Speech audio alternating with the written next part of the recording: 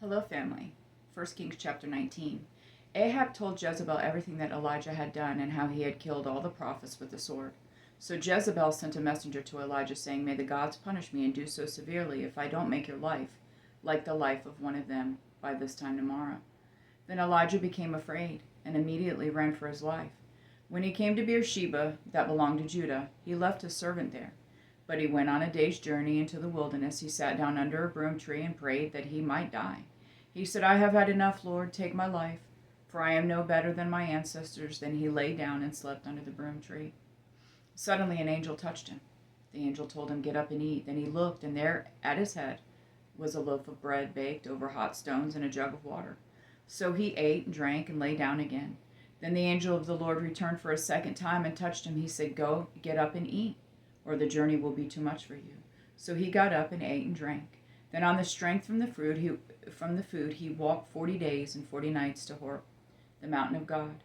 He entered a cave there and spent the night. Suddenly the word of the Lord came to him, and he said to him, "What are you doing, Elijah?" He replied, "I have been very zealous for the Lord God of armies. But the Israelites have abandoned your covenant, torn down your altars, and killed your prophets with the sword. I alone am left, and they are looking for me to take my life." Then he said, "Go out and stand on the mountain in the Lord's presence." At that moment the Lord passed by.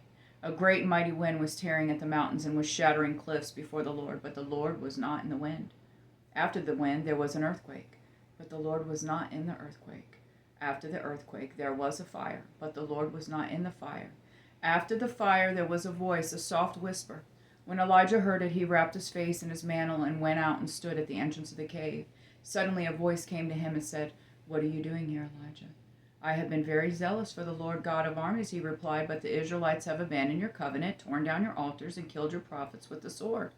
I alone am left, and they're looking for me to take my life." Then the Lord said to him, "Go and return by the way you came to the wilderness of Damascus. When you arrive, you are to anoint Hazael as king over Aram. You are to anoint Jehu, son of Nimshi, as king over Israel, and Elisha, son of Shaphat, from Abel Maholah, as prophet in your place. Then Jehu will put to death whoever escapes the sword of Hazael, and Elisha will put to death whoever escapes the sword of Jehu. But I will leave 7,000 in Israel, every knee that has not bowed to Baal, and every mouth that has not kissed him." Elijah left there and found Elisha, son of Shaphat, as he was plowing. 12 teams of oxen were in front of him, and he was with the 12th team. Elijah walked by him and threw his mantle over him. Elisha left the oxen, ran to follow Elijah, and said, "Please let me kiss my father and mother, and then I will follow you." "Go on back," he replied, "for what have I done to you?" So he turned back from following him, took the team of oxen, and slaughtered them. With the oxen's wooden yoke and plow, he cooked the meat and gave it to the people, and they ate. Then he left from Elijah and served him. I love you, Jonathan and Jesse.